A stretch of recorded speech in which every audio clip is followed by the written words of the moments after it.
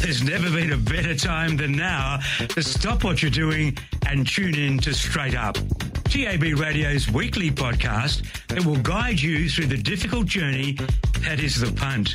Whether it be racing or sport, the Straight Up team has your back. Now, from the studios of TAB Radio, welcome to Straight Up. I got my scarf, got my old coat. I got a 40 game to go to. Hey, Ross. Very good afternoon to you.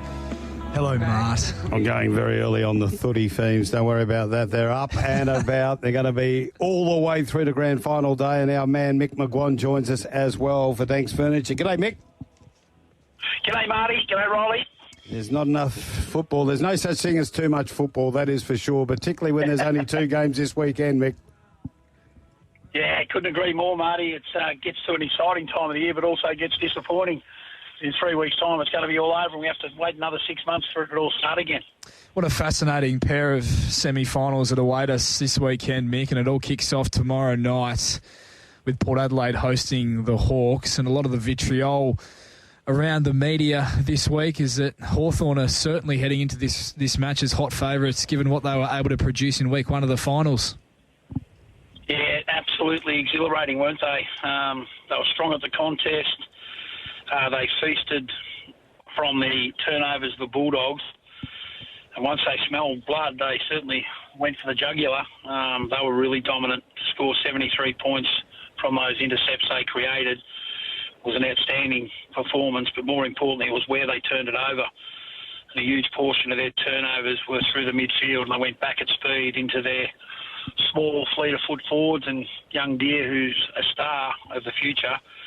And they kicked the winning score to win comprehensively, but they're playing great footy in offence and also defence. They're just squeezing the ground really aggressively, and it just proves when you get that part of your game right, and against the Western Bulldogs, who are generally a pretty good transition team, to not allow them to score any points whatsoever when they left their defensive 50 end. They couldn't penetrate the game.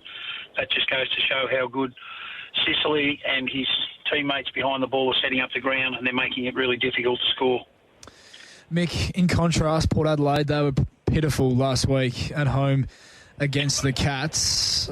Their defensive system, which has been so good late in the season, was off. There was no run.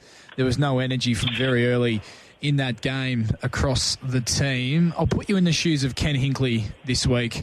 Mick, what would be your messaging to the playing group off the back of last week's performance leading into this week, and potentially what are the changes that you would make to how they play or personnel changes for the Power? It's a great question. I'd treat it as an anomaly. That's not us. That's not what we stand for. Our previous 2 months of footy has been outstanding, and as you rightly mentioned, our defensive profile in that last 6 to 8 weeks was probably best in the competition. Over just under 60 points per game in that last 6 weeks of footy. They were very difficult to score against once the ball went inside the opposition's forward 50, and they defended turnover, only giving up about 38 points per game in that 6-week period. But they were as disappointing as you get from a team. They looked spooked. They played that way with no energy, and to give up 158 points was a disaster. But full credit to Geelong. They got the game on their terms. I thought they had far too many ball watchers, which didn't anticipate the flow of ball movement from Geelong, hence the reason as to why they got caught out on so many occasions, not only in transition, but more importantly out of stoppage. There was example after example after example as the night went on around centre bounce, ball-ups around the ground, throw-ups, throw-ins around the ground, but also forward 50 stoppages. They were just non-competitive. Their starting points were poor. They didn't work in unison for each other to cover dangerous player spitting through the contest. They didn't hand over. There's a lack of communication to get that handover done. Players that did give handovers, then that player didn't see it out.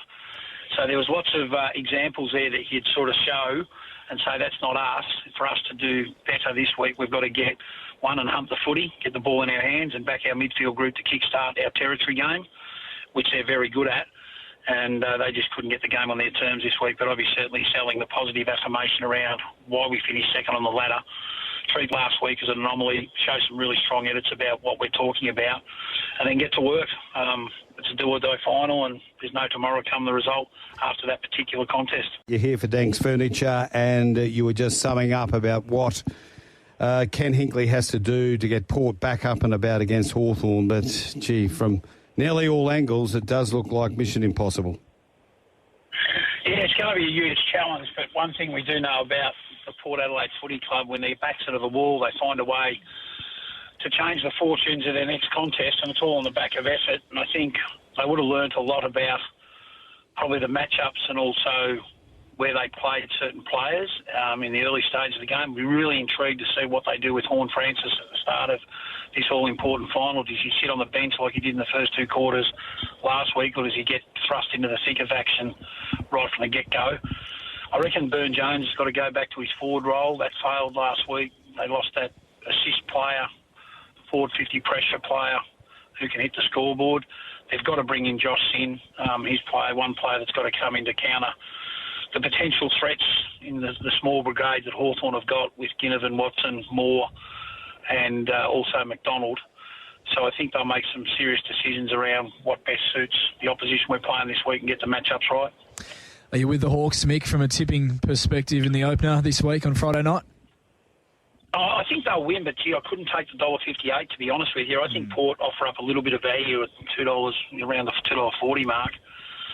I think the line is a juicy bet as well. I don't think there'll be much in this game. I'm just expecting a fierce Port Adelaide response. They're not as bad as what they showed last week. There's no way known they could replicate that type of performance 7 days apart or 8 days apart in their case.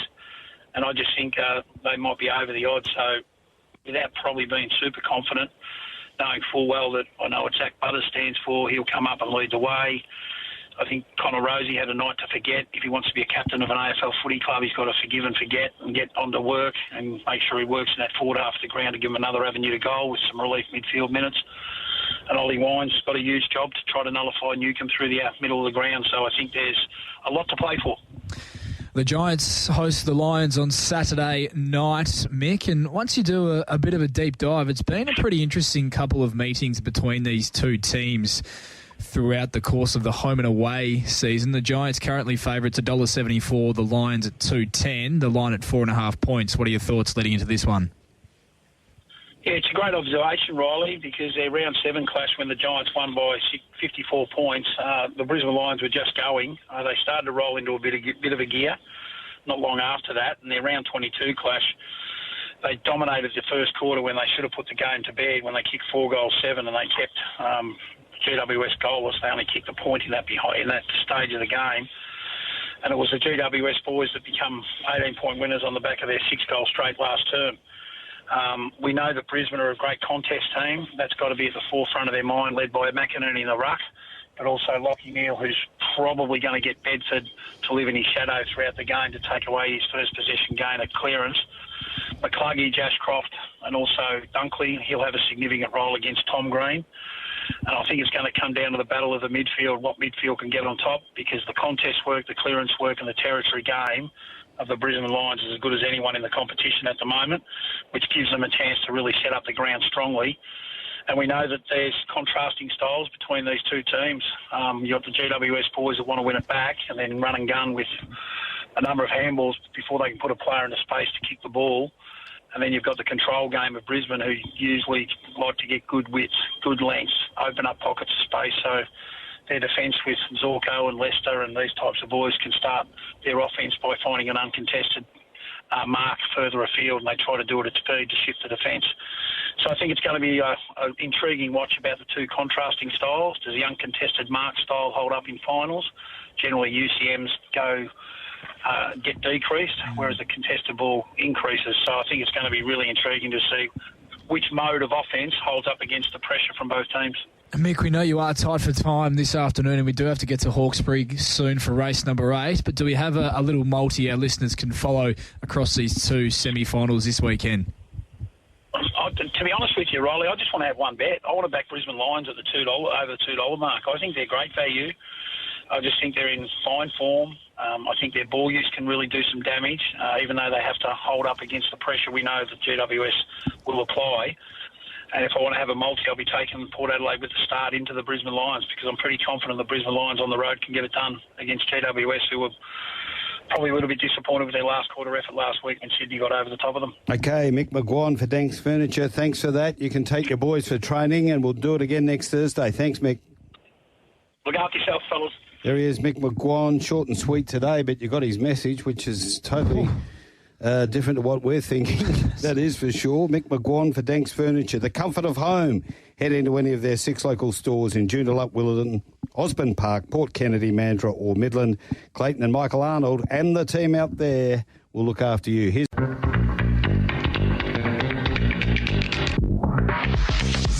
The Perth Racing Preview is where the Straight Up team finds you the winners at Belmont Park. All the fixed odds markets are from Tab Touch.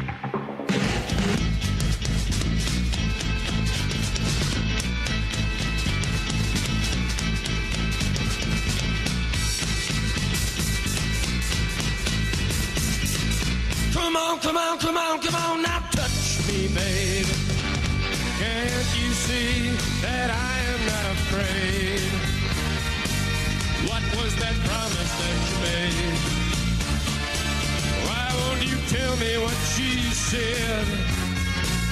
What was that promise that you made? taking a request here on Straight Up.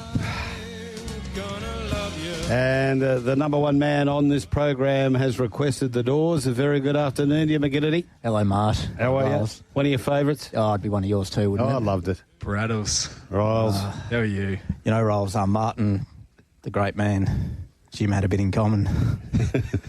He should do the same solo. You look a bit more sprightly, Bradley, this week. I wouldn't have minded his looks. He was a good-looking dude, wasn't he? He would have battled, wouldn't he? Yeah, he would have struggled, particularly in the modern era. Yeah. With social media. Form an orderly queue. Elderly women and children to the back. Speaking of forming an orderly queue, there's going to be a few people pretty keen to see the man to my left once he sets foot into the Kalgoorlie round. Not going, mate. That's a myth. There's supposed to be a public notice, isn't there, that the ankle bracelet's coming off? It's a myth. Oh, boy. It is a myth. Going up there this weekend for the Kalgoorlie Railways grand final, though. I'm going to give old mate Scooter a hand to call the action. Yeah. Anything. Do they let you drink when you call? I hope so. It's good by the last quarter. What about this weather? It's gone full flip, hasn't it? Yeah, you are looking sharp in that singlet, and I was looking forward to seeing you donning one today. Now listen, keep it above the table here. What are we going to experience at Belmont Park on Saturday as far as weather, track and rail is concerned? Hard deck. Oh, we love a hard deck. Bit of easterly. Certainly throws a few variables into the mix, doesn't it, Bradley? Sure does, Rolls. It's yeah. Fair to say I'm going to walk into the meeting thinking I probably don't want to be looking at too many that won't be in the first four until that track proves otherwise. You might have to get the sunscreen out. Correct. Now we're here for Darlingview Thoroughbreds, of course, home of the great playing God and others, Splintex. So thanks to the team out there at Darlingview. Don't forget Lightsaber. And Lightsaber. They're not unveiling you until next season. 2 years. Oh, you're a funny man. You got it. It's good to have Big Razor back in the background there. That's enough, mate. That'll do. Come on, mate. Easy That's champ. enough. Perth Racing now hiring food and beverage staff. You in? Over the 1,200? Time to go 12.19. Would have been close after Kalgoorlie last Sunday. Ooh. What a meeting it was. Oh, we got that winner's cash from Evelina, don't we? Oh. No, we're in second now. Got beat. Fair and square. Yeah. Ouch. Unfortunate. Ouchie. That's racing. It's not too often the outside horses get beat in Kalgoorlie either. Oh, but I can recall once, and I'll never forget it. True Apostle, 650. Open 5. Blue Rocket, 6 into 440. Traded at 650. All grunt.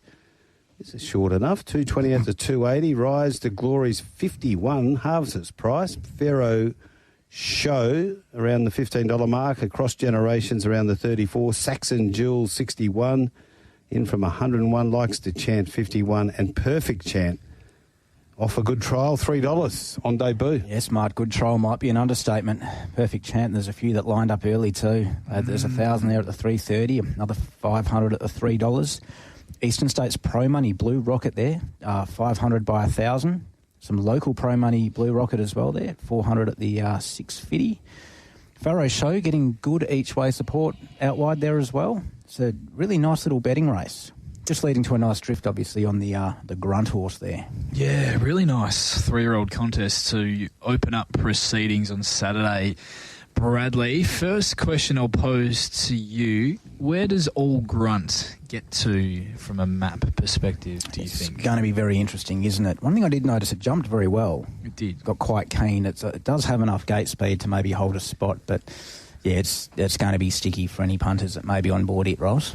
Yeah, that was my thinking. He absolutely bolted in on debut off the back of a pair of really nice trials leading in, and the race didn't really set any records on the clock, but it was the manner in which he won. He won like a progressive horse who has plenty more wins in him, was only really getting into his best work late. Up to 1,200 metres is certainly going to suit him as well. I just thought the map potentially looks a little sticky with Blue Rocket, Perfect Chant expected to really roll forward. Then you've got Pharaoh Show, Rise to Glory from their respective barriers looking to hold spots as well. So I thought there was that chance that maybe he might end up 3 deep, no cover like he was on debut. And earlier today looking at the map with the markets available, he was quite short at the $2.25 that was available early, but that has drifted now to $2.80, which is more right price for me. I'm pretty keen on Perfect Chant, and I was pretty keen to follow this filly off her trials leading into her debut wherever she went. She's trialled in outstanding fashion. She's got early toe. She looks to get across and cover the ground really well in those trials. She's by Toronado and the half to the very talented Storm Chaser. Chansky proving to be a very good mare in the breeding barn. She was quick. Marty, and I'm expecting her to be able to get across and lead here, or at worst land in the breeze outside Blue Rocket if Pike is really keen to hold up from barrier 2 with her. And even if she does land in the breeze, it's a position she trialled so impressively from in her first public appearance. I marked her favourite, Brad, and I was pretty keen to be on her on debut if there was a backable price available, which I think we are getting. The only maybe slight niggle is the 1,200 metres opposed to the 1,000 metres on debut, but I think it's a really big push that Chris Parnham has opted to ride her over True Apostle, who was very good first up as well. So I'm in the corner of Perfect Chant to open up proceedings on the weekend. Yeah, tough to argue. It's just very hard to win on debut in this quality of field. You probably do need to be significantly better than that. And this race has a fair bit of depth to it. So the interesting one for me is, who leads? You've got the stablemates that look like they might contest the lead. So that's going to be a real interesting one to see what the stable tactics are there. Was that money for Blue Point, or was it markets merging? Money down the bottom for Perfect Chant? No, Blue Point. Blue Rocket. Blue Rocket. There are plenty of there's been some Eastern States Pro Money and some local Pro Money as well, Blue Rocket. If you forgive it one bad run off a soft track, gets back to a firm 1,000 metres, it's won at that distance. It's a 12, isn't it? Yeah. Is it a 12? It's a 12. I'm going well. Very forgivable. Tell you what I might do. I might go now. Right? I can't come back from this. Blue Point go around pretty short in this race, you think? It's a forgivable run first up for sure, and if it was 1,000, I reckon I would have had it much shorter myself, Matt. So yeah, tactics here are just going to be so interesting early. But this is a cracking race. This is very. I said on the little radio snip we have in the morning where we go through the markets, Mart, said I was excited about two things: this race and you wearing the singlet in the studio, and I've got both. So it's a great start to the weekend for me. How good. Yeah. Terrific. See what I'm working with. So you're putting this in the book, Perfect Chant? In the book for me. Perfect Get it Chant. early. Trialled like a very good filly. Get it early. Race number 2, the Peters Investments.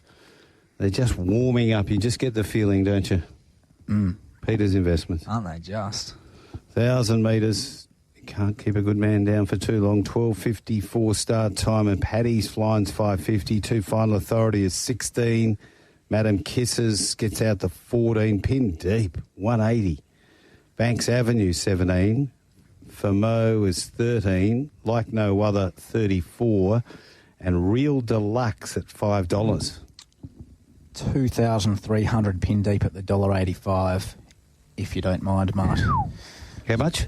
2,300 at the $1.85. Right. Paddy's Flying, 600 at the $5.50. That's pretty much it. Plenty of rank and file money there, pin deep. There'll be in a few multis, I'm tipping. Yeah, you would think so. He's just come back bigger and better this preparation, hasn't he, Brad? And they figured him out in terms of how to ride and race him. He absolutely bolted in after absorbing some pressure last start at Northam over 1,100 metres, smashed the clock, bolted in down the straight at Pinjarra first up, smashed the clock. He's just being ridden for high speed and it's working for him. He fires straight to the front here for Clint Johnson-Porter. I think back to the 1,000 metres will suit better than the 1,100 metres. And he will have some company in Real Deluxe, who's also very quick and carries 4.5 kilos less. But she is coming through a maiden win, stepping straight into Saturday company. You just have to pay huge advantage to those horses who can lead or settle right over the speed over the 1,000 metres, Brad, at Belmont this season. So I think the $1.80 is certainly justifiable with pin deep and he's very hard to tip against. If there was one to grab him late and potentially you see a scenario where Real Deluxe and pin deep cut at each other a bit more than what is ideal. Paddy's Flying is really well placed back to a graduation from 66 Bus Company, utilising the claim of Luke Campbell. He was very good last start. You could probably even mount a case he's right in that finish with better luck in running.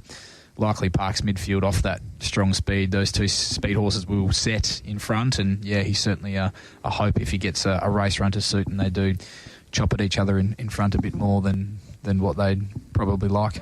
It's one horse, Paddy's Flying, that with the exception of one run, and you can always forgive him run, put together a really nice body of work, this prep, Ross. Absolutely, Bradley. But from me, Mart, nothing to add whatsoever. It's, as Riley said, maybe the one slight thing that might be an issue is we're seeing pin deep on a firmer deck, so that'll make it interesting. That's the thing that's maybe got me a bit iffy at the price. Okay, and you're not tipping the favourites, not in the book for you? Not at $1.80. No. If you're that interested, chuck it in a multi. Try and anchor it. Maybe with your first bet. Go bang, bang, and bang, bang. To the bar. Tab Touch Westbeat Platinum Handicap over the 1,400.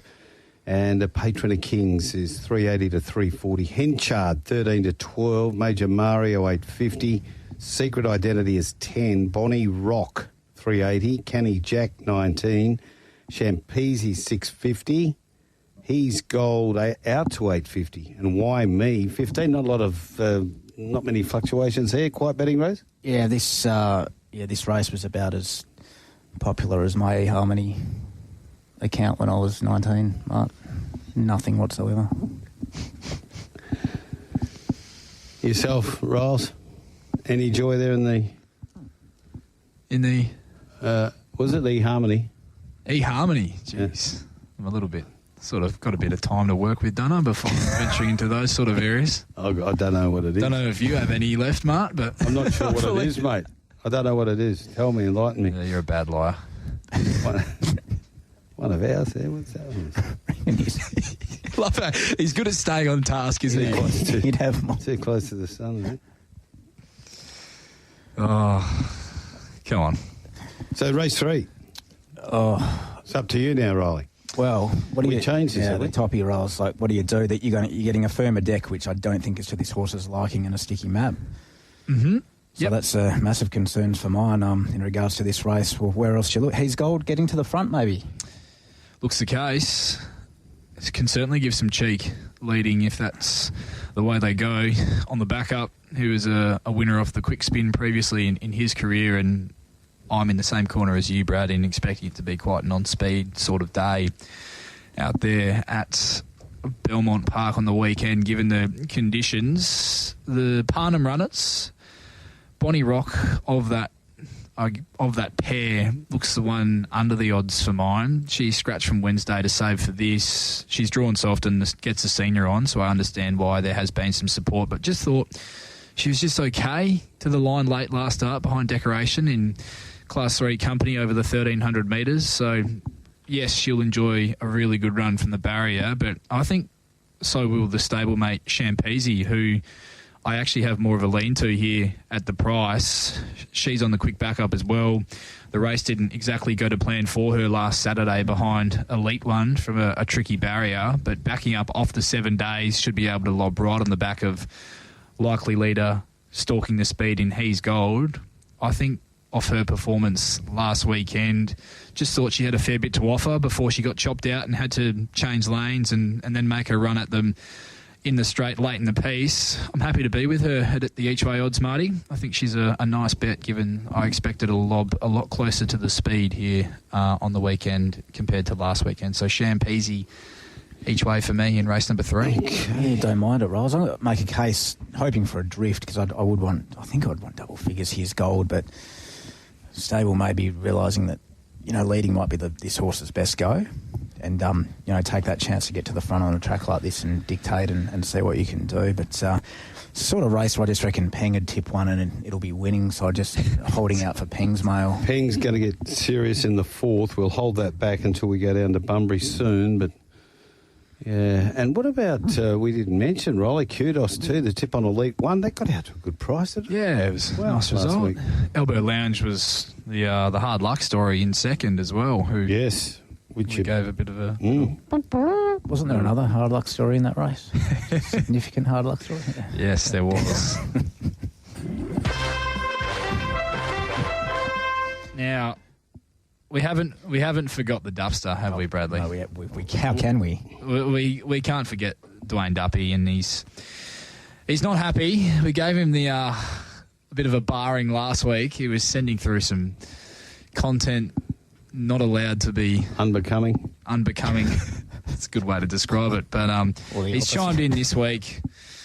He's heard about all the backlash that we caught for keeping him out of the broadcast a week ago. So he's back this week. He's got an absolute special, a Dwayne Duppy special. He's with Pin Deep. Good on you. Yeah, he might be in cahoots with your man. I think he is. Oh, geez. Colgate. Got about the tips there. And he's with Stop Dreaming each way. We'll get to that race a bit later. And also, it's his birthday today. Oh, the Dupster. Happy birthday, Duppy. Could tell he was filthy because he wouldn't even pay for my almond latte. He says, and he's going to have a party soon. He's sending out his invites as we speak, and he'll make sure he gets one to the Peng as well.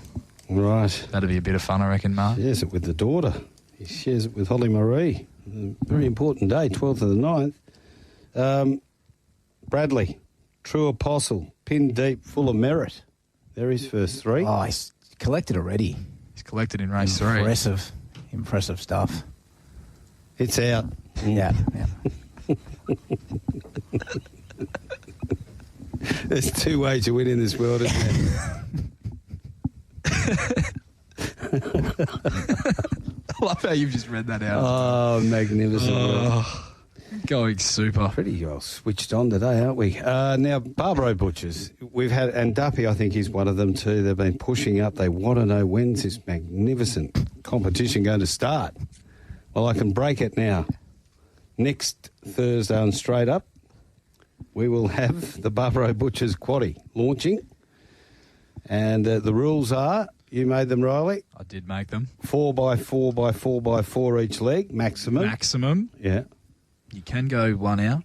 If you want. Why would you bother? Well, yeah.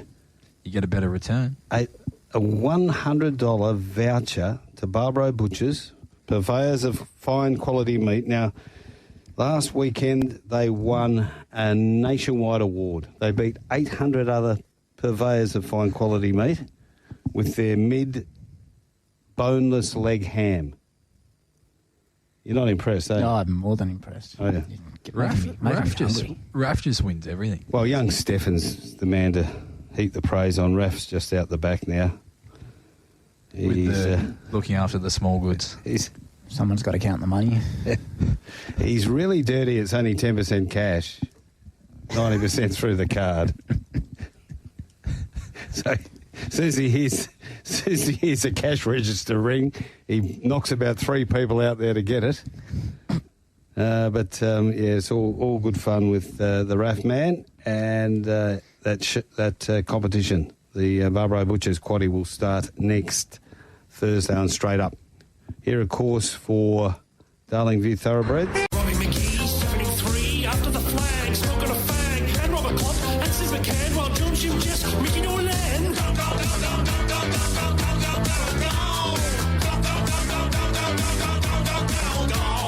Cowboy Neil, 4-eyed Preston, pissing in hand, old Maravan, I chuck one, still full run, damn thing hit, Gary side bottom. We're talking about footy anthems today, and that is a beauty from Tism. 70s footy, it's a beauty. There's a few names there that you wouldn't even know about. They're a bit before your age. Big Mickey Nolan there. Galloping Gasometer. Doesn't ring a bell. Love a bit of Tism. There's a bit going on there. Oh, yeah. Race number 4. And this is the Pinnacles Carnival 2024 Noms Close October 14 handicap. Just gets us up and about, doesn't it, when we hear the Pinnacles are coming. 1,200 metres. And one multiverses 31 into 16. They've had a little clip here. Cross Statement 12. Deep Speed 26. Outfielders 13. Divine Pair is 16. Keep Attacking $3. Becca Lottie $7.50. Bondi Plunge $2.75. Katona is 31 and Enticing at $26. Yeah, we'll start with the Meerkat, the multiverse go there. There's plenty of 100 each way in that type of activity, but also like a $500 place bet there at the $4.60. Bondi Plunge, $1,200 at the $3, $1,200 at the $2.75, another $500 at the $2.80, another $500 at the $2.80. Plenty of rank and file money for Keep Attacking as well. So good little book here, Mart. Multiverse, the old boy. Yep, 11. Legs are. Gee, it's been a while since you've seen a race in this company, hasn't it, Brad? It's been a while since he's won a race as well, to be fair. But, yeah, it's an interesting little snip there in race number 4. There's a bit of speed here, Brad, isn't there? Much of it coming across from out wide. So there looks like there should be some strong tempo. Indeed. I think Bondi Plunge is your starting point, who very deservingly broke through for her second career win. First up this campaign, Chris rode her a treat, lobbed her in the box seat, cruised up to Cross Statement on straightening, who was typically in Cross Statement style, dogged when challenged by her. But when she did get past Marty, I love the way that she really ripped away again late and through the line. And where she lands here from that inside draw early is going to be interesting, whether she can kick up and hold the back of Cross Statement with the strong tempo expected, or if she does land 3 back defence and running with some work to do, if that is where she lands, Brad, in the run. But I think off her first up win, there's more wins in store for her, and anything around that $3 mark, I'll be happy to back her here. Once again, to go 2 from 2 to kick off the preparation. I loved her win first up, Bondi Plunge, and think she can really start to put it all together now. She bumped into some really nice horses to last preparation when she was racing super without winning. So Bondi Plunge for me, boys. And one out wide that I'm happy to have a little spec at odds. Outfield's been freshened 8 weeks leading into this horse now with Stephen Burton. Is very fast and will charge across to get to the breeze outside Cross Statement, and he traditionally goes very well fresh. And how well have some of the horses that he beat up on last time in, how well have they gone since? You look at Jelly Can Run in his favoured conditions on a very wet track. He beat him by over 4 lengths at Bunbury, ran 4th, beaten a couple of lengths. Celebrity Prince, Dance Boss and Playhouse Patron when he really set a blistering tempo in front, and the other on-speed horses compounded. He was still there whacking away, fighting on in that finish, and then beat Jewel, subsequent winner, Little Silver, and Estimator, a subsequent winner as well by 2 lengths. So the form around him when he was last in and racing at his peak has held up really well since. So I thought he could run a cheeky race there at the double-figure quote as well. Oh, great race with, as you said, like the tempo makes this really exciting, this race. Where's Outfield going to get in the run? You've got horses like Becca Lottie. Oh, the big left armers walked in this. If this doesn't get you up and about, big Brazer. Brazer. I want to make a case for Katona at a massive price late. I love the jockey booking, and obviously had a few runs on wet decks, gets onto a better one here, and has been known to put in a great run when this sort of situation has presented itself. But yeah, the 2 right up there in the market do look the obvious, don't they? Well, Peng is outside of you guys. I can understand what Peng's done here. Bit of value. Race 4, number 2. He's with Cross Statement. The Taylor Yard. On pacer. Doesn't really do much for you at $12. Oh, it's just about where I had it. Can absolutely make a case. The horse. I'm not asking about the price. I'm just saying, do you give the horse any chance at $12? For the Peng fans. Meets Bondi Plunge at the same weights as last start, and Bondi Plunge was pretty authoritative the way. What was the margin? Tick under 2 lengths. 2 lengths. It'll improve second up. Who? Which one? Both? No, Cross Statement. It's got good second up form. Yeah, it does. I can understand where Peng's coming from. His legion of fans are excited. Already, look at the text line. There's already 2. I'm with you, Peng. You're the best, Peng. He doesn't miss. Yeah. He doesn't miss. Well, he did miss last week. He was terrible.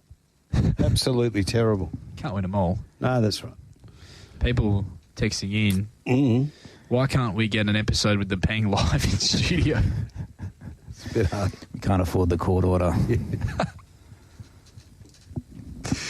Oh, that'd be fun. Big Brazers. Good to see the big man in the studios. He's looking healthy. Yeah. He's got a bit of a tan as well. Down the beach. Maybe down the beach with you, Mark. No, I haven't been yet, mate. I know someone who went today. Far off. Free entry to Belmont Park Handicaps, race number 5, 2,100 metres. This won't take long. You won't be involved here, Riles. 1 advanced, $6. Filthy Habits is $3.80 from $4.40. Fine Touch, $7 from $8. Hemlock Stone, $3.80. Candlelight Supper is $9. Stop Dreaming, $5.50. Celebrity Witness, $17. Thorogood, $19. Where's My Lunch at $71. Great betting race, Mark. We've had pro money for Hemlock Stone, Filthy Habits, Stop Dreaming and Fine Touch, which does create a nice little book, and a little bit of snipping there for Thorogood each way as well.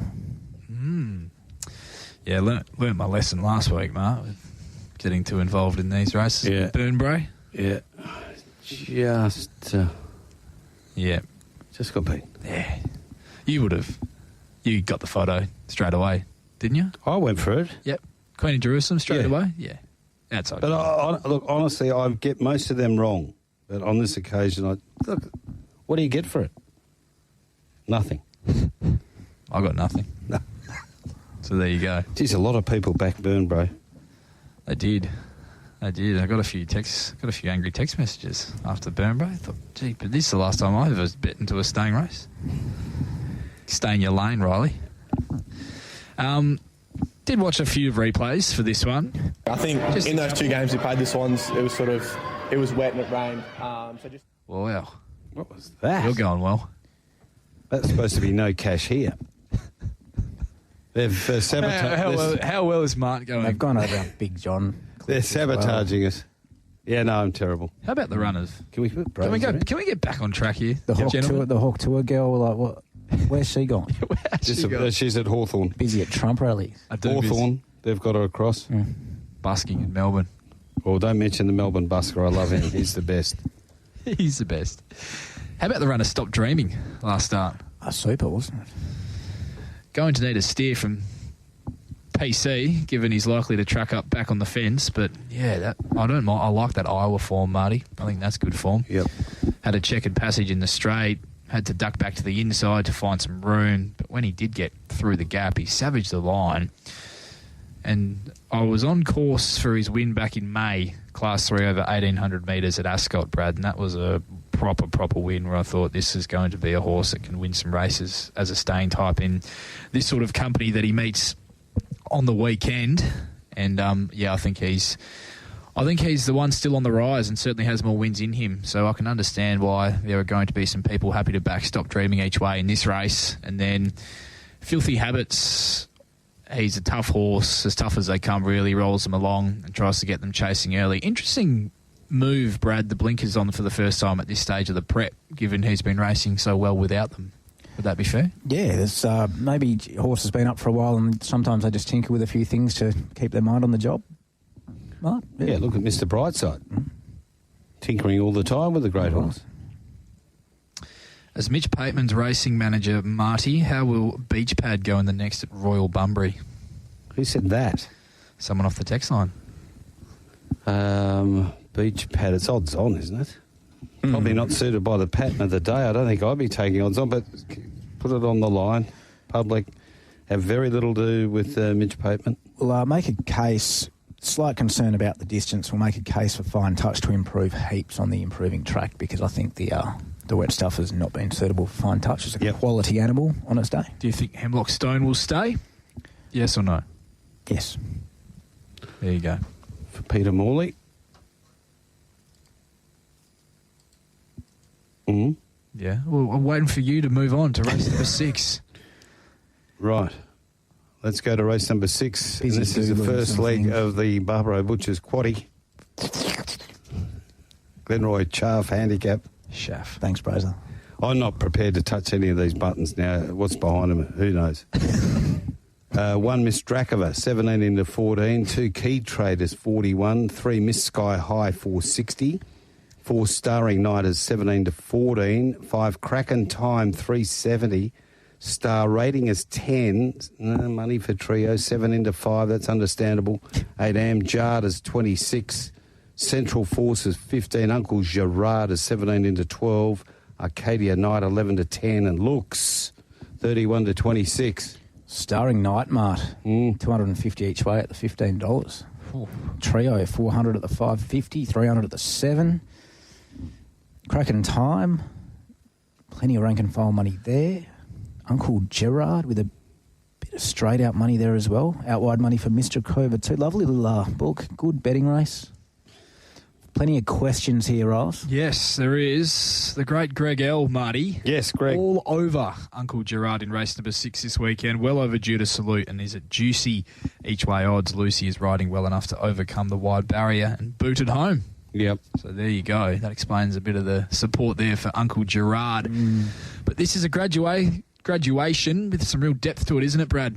Really good race. Yeah, intriguing. Yes. Miss Sky High trolled the house down prior to a first-up failure when she struck a very heavy surface, which is always going to be a bit of a query leading in. It's never ideal to strike a track like that first time to the races for the campaign. So I think you can completely forgive her for that.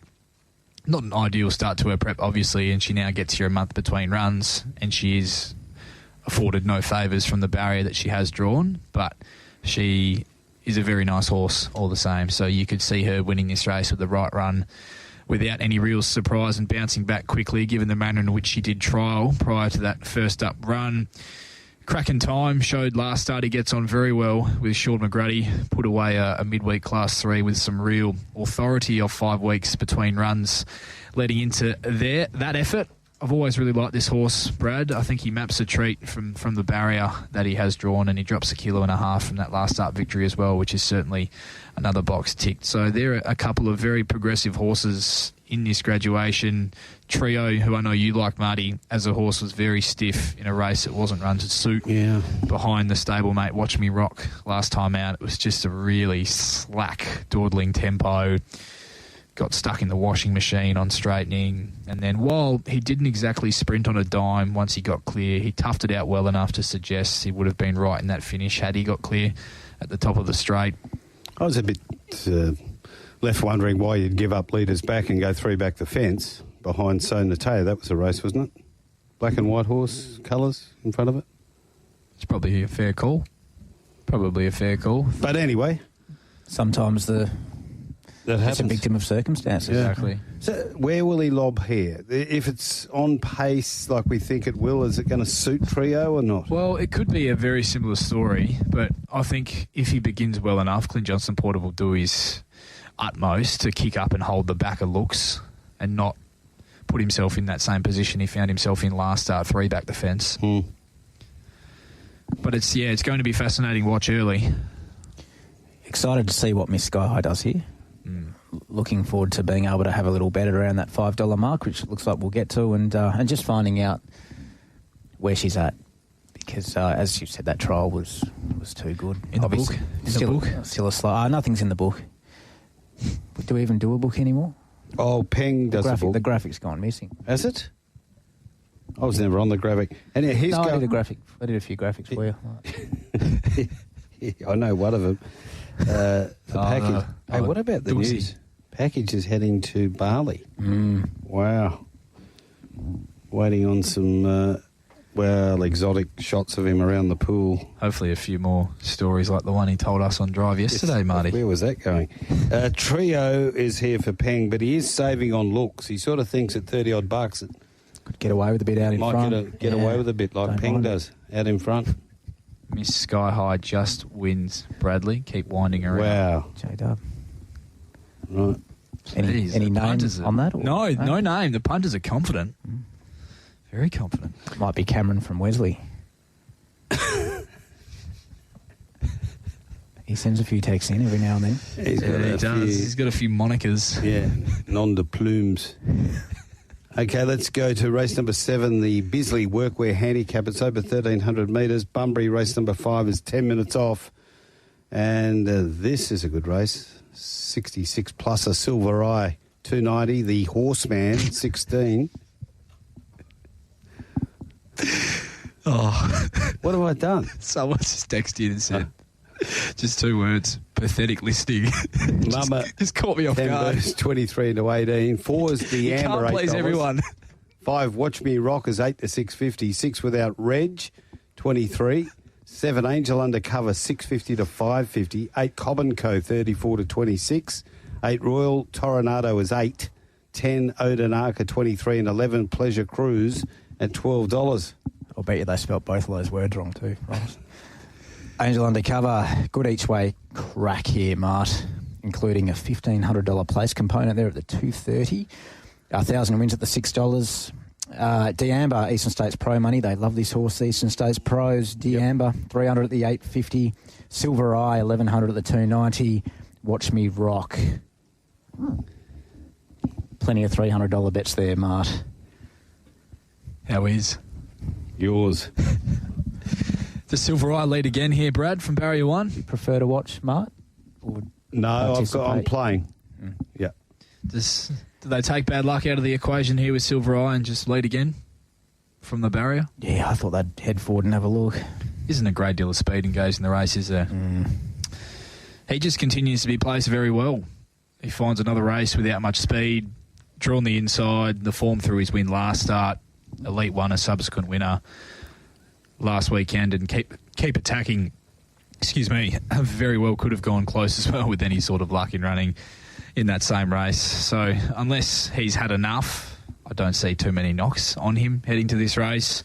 More just a price point for me, Brad, as this race does have a bit more depth than the one that he contested last start, I will say. So I'll put him on top, but he's not going in the book for me this weekend. Silver Eye, I think he'll prove very hard to beat. Other runners of interest, Mama Tembu wasn't suited back to 12 off a big win first up at 1,300 metres last weekend. I think traffic issues too. Yeah, she can certainly improve with luck in running. She's a pretty big price, to be fair, at close to touching 20 to 1. Angel Undercover, who I know you have an opinion of, Brad, comes through a strong form race behind Desert Nymph and Other One Sun. They opt for Maddie Derrick's Claim here. She's got options from the gate. I thought she'd be better ridden with some cover, but the use of the Claim suggests tactics might be otherwise. Brad, would that be fair? Yeah, I'm on the fence in regards to that. I thought maybe they'd just find a spot, but yeah, I wouldn't be surprised either way. Interesting runner down the bottom for me here, Marty, is Pleasure Cruise, who was a huge run fresh back in April at Ascot in a Saturday 3-year-old race behind Twain's Angel. Was never afforded the opportunity to work into that race. Did have a pair of trials leading into that run and attacks this on the weekend fresh without a trial, so it is a different setup, but he has switched stables since now with Michael Grantham. So just one to watch and very respecting of this Justified Gelding. I thought that run back there in April, first up, was super as well. One on the text line for you, Mart. Is Tom Stewart playing this weekend? No. Good answer. Very good answer. One of our Jared from Scarborough ran into Peng in Fremantle this week and asked for his best of the day. Got some choice words from him, and to move on notice, his eyes started to get closer together, so I got out of there for my own safety. He's asked for Peng's best. So we will get that to you very shortly. He's involved here. Jared. And Peng? Can I also get a welfare check on Mart? He just hasn't seemed to be 100% with it today, and I would say that is a very fair observation. Yeah, it is. I'll accept that. But we all have our off days. It's Are You OK Day, isn't it? Mm. Yeah. No one's asked me yet. I will afterwards. Okay. Share a frothy. Wouldn't mind one right now. Cracking race. Peng's gone Angel undercover. Can see And why. he's going to he tossed up between it and Diamba. And he's gone back one, save the other. Oh, Cool. little back and safe for Yeah, Peng, man. back and safe. I like it. Royal Tornado, are you somewhat surprised that has Pike chosen Watch Me Rock over Royal Tornado? It did surprise me, yes. Back to 1,300 metres doesn't suit. It just might be a nice horse going. Yeah, that's Yeah, true. I Might be a nice agree. horse I thought it was a really good win. Mm. Really good win. It's a good race. Just got a bit of a query on that last race, the Watch Me Rock, the form out of that. So we'll see how that holds up going forward. And Silver Eye right up, sort of near its mark now, surely. I expect the improving deck also maybe some kind of query there, but the weight, in this class of race, Mark. It'll be a day where I think a few horses will jump out of the ground and on top of the ground with the firming conditions. Indeed. Have you been trying to find them, Riley? Have you been trying to find those said horses? Yes, I would say so. Mm-hmm. Okay, nice preliminary being done there by the favourite in the next. Okay. Thanks, Lizzie. 4 minutes to go before that race. 26 degrees, so it's no good going further for the final two legs of the Barbaro Butchers Quaddie. And if you just joined us, next week we'll launch the Barbaro Butchers Quaddie competition. And listeners on the text line 0427 789 571 for Retrovision. Need to text your quaddies in. 4 legs max in each leg, and the highest winning quaddie each week will win a $100 voucher to go and shop your heart out at Barbaro Butchers, Cockburn Road in Greenwood. The home of the Royals, mighty East Perth. What, Greenwood? No, Barbaro Butchers. Is he an East Perth man, Yeah, Raph? he's a Royal. Oh, there you go. Through and through like Darren McCall. He'd be a very happy man.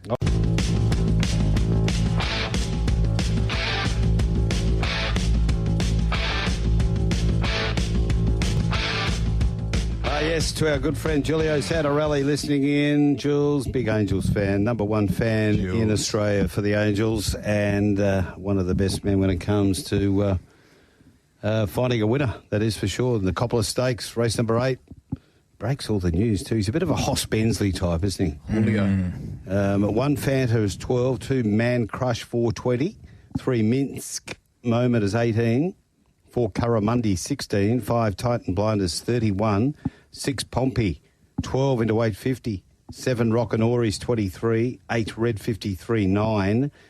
Number 9, Son of a God, 71, 10 Catalpa 26, 11 Frigid 440 into 320, and 12 Super Session into 650. Thank you, Dwayne. Frigid, this is the one they want to be on. Eastern States Pros, they're lining up on Frigid. A couple of $1,000 bets there early at the 360 and 330. Good local each way support, Pompey there at the $11 early. Looks like a 500 each way type bet there. Man Crush 400 at the 440. Super Session 400 at the 650. Plenty of rank and file money starting to line up for Rockanory. So always where there's smoke, Mart. Yeah, there's Indians. And in that camp. Yep. Jeez, come up a pretty nice race, hasn't it? The feature on the weekend, the Nicopolis Stakes. What do you think of this Frigid being backed into this short? Yeah, she's the X factor, isn't she, Marty? Well, she is. Back across in WA for the Bears series over the carnival. So given that was the first reason Bob had for bringing her back before she goes to the breeding barn, she's clearly got bigger fish to fry looking a bit longer term. Her last run was 124 days ago. She hasn't been seen publicly since travelling back over here after a very fruitful campaign in Melbourne. She hasn't been seen over a trip as sharp as the 1,200 metres for almost 2 years. Back in late 2022 was the last time she raced over 1,200 metres. So she's got the quality, Marty, without a doubt. But with the fact she's back for the carnival and how she's, I guess, the unknown around how she's done since returning, she's a very tough one to line up. Mm.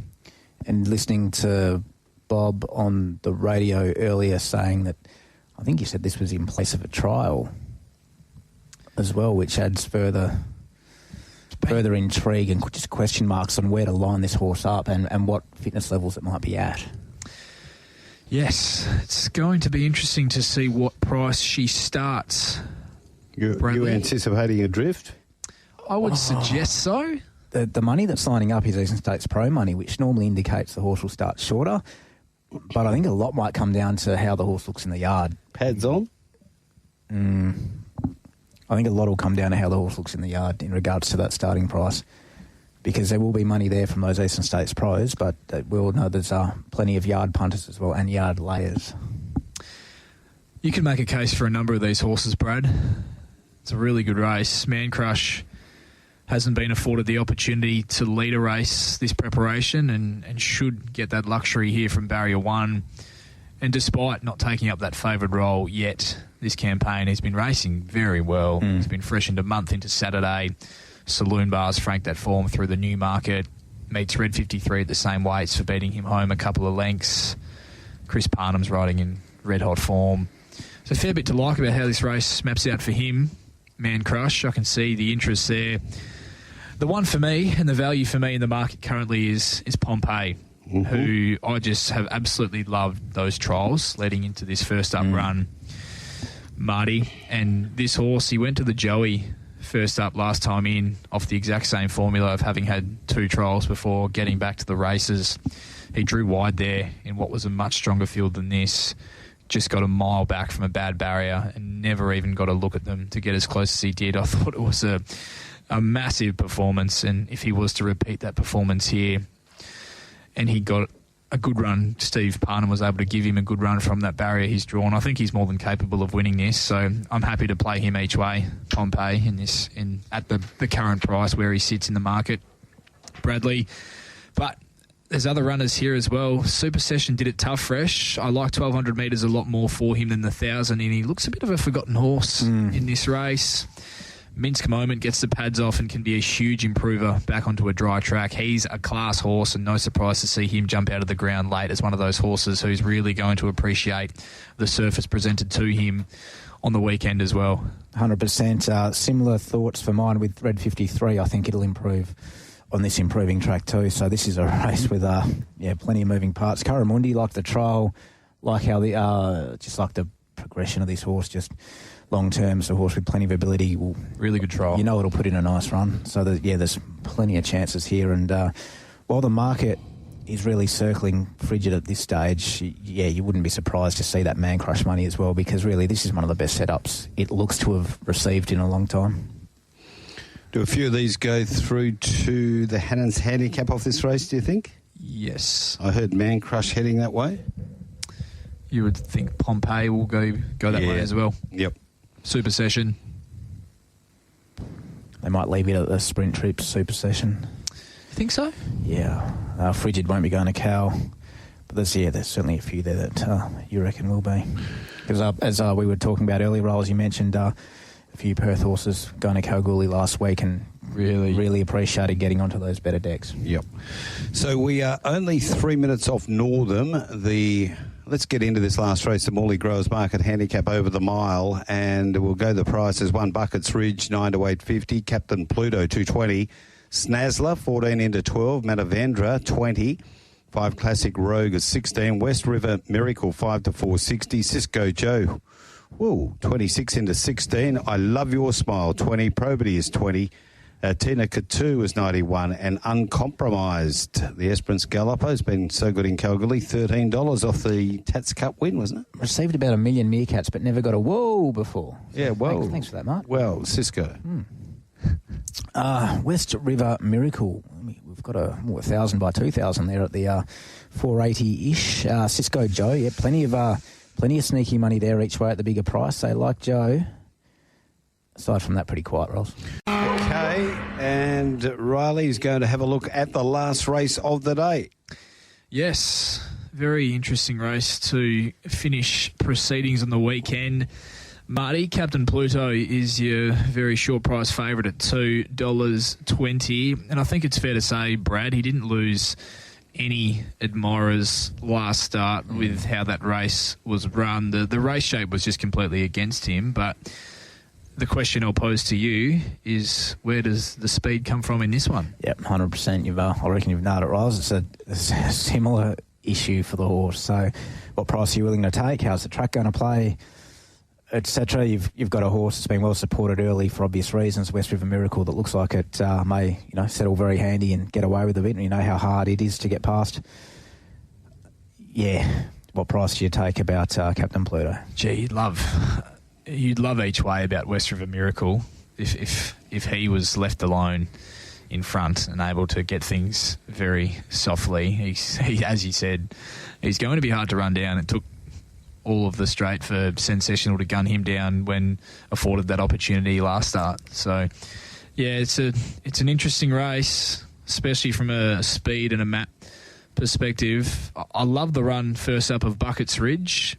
I don't love the inside draw for him for a horse that looks like he really needs room to wind up and appreciates galloping room to wind up into his races. So I'm a little bit worried in a race that doesn't look to have a great deal of speed about barrier 2 for him. It just looks a bit sticky. And the gap between runs as well, some concern for mine, yeah. Yeah. Just quality horse. Yeah, he looks a really nice horse, progressive type, still relatively lightly raced, Buckets Ridge. But yeah, I found this really tough, and it's more of a case of you get to assess how that track is playing and if they are capable of winning from midfield, what the tempo, I guess, looks like, weighs into what price you'd be happy to take about Captain Pluto from a betting perspective, Brad. 100%. So, yeah, not a great deal else to add for me in the last year, Mart. As its biggest fan, Mart, you're its biggest fan, Captain Pluto, so what are we doing? One of yours, Mart, the winner of the Tats Cup, Uncompromised, comes to town. It'll be back, running on. Might not be the right setup for him. What about Snazzler? The Snazzlemeister's ticking along okay. Can it bounce back? I've just put a bit of a negative mark on it on probably the improving tracks. So West River Miracle? The money's been there. Not a race that I'll be playing in. No, nor me. Okay, let's get our best. Wrap this up before we go to Bunbury. Best bets for me on the weekend. I'm pretty keen on Perfect Chan. I think she's trialled like a really nice filly in race 1 on the program, the 3-year-old race. Happy to take the $3 about her, hoping for even potentially a little more if they do. The money does come again for all grunt. I like Champese in race number 3 each way. I think that she's going to get a lot better run than she did last week, and her run certainly had merit on the quick spin. So Champese each way for Neville Parnham in the 3rd. In race number 4, I'm pretty keen on anything $3 upwards, Bondi Plunge. And I'll have something small at longer odds as well on Outfield, who I think goes very well fresh if Matty Derrick can work him across to the breeze at the worst. And in the feature of the day, I think Pompeii is a terrific each-way bet at the $8.50 currently, and if it is as on pace as we anticipate, I'll be happy to chop out on the race on Man Crush as well, Bradley. Yeah, I'd like to see his gold lead, race 3, and in that scenario be on board each way at hopefully that sort of $10-ish mark. Yep. Wouldn't be putting it in the graphic if we did one anymore, but Fine Touch is something I'll be very interested in late on the drift. Very interested in Miss Sky High. Taking that price to find out on what we all probably thought we saw in the trials there, Riley. Definitely happy to find out there. And that is about it. Probably Royal Tornado each way will get me for a bit as well. Okay, better wrap this up. Bradley, short, race 1, True Apostle, 2 Pin Deep, 3 Full of Merit Scratch, 4 Bondi Plunge, 5 Advance, 6 Kraken Time, 7 Watch Me Rock, 8 Frigid, Rockanori Place, and 9 Captain Pluto. Bit of value amongst that lot. Pang, race 4, number 2. Cross Statement, race 6, number 7, Trio, with a save on looks. Race 7, he is with 7, Angel Undercover, and Saving D'Amber. I'm a bit with you on Pompeii, or Pompey, whatever you want to call it. I loved its trial. behind Almighty Class. Really chased home well. McGuane, as always, a pleasure to have you in. Thanks. Well done, Braddles. And don't forget, next week, the Barbaro Butchers Quaddie competition will kick off for a $100 voucher at Barbaro Butchers, the purveyors of fine quality meat.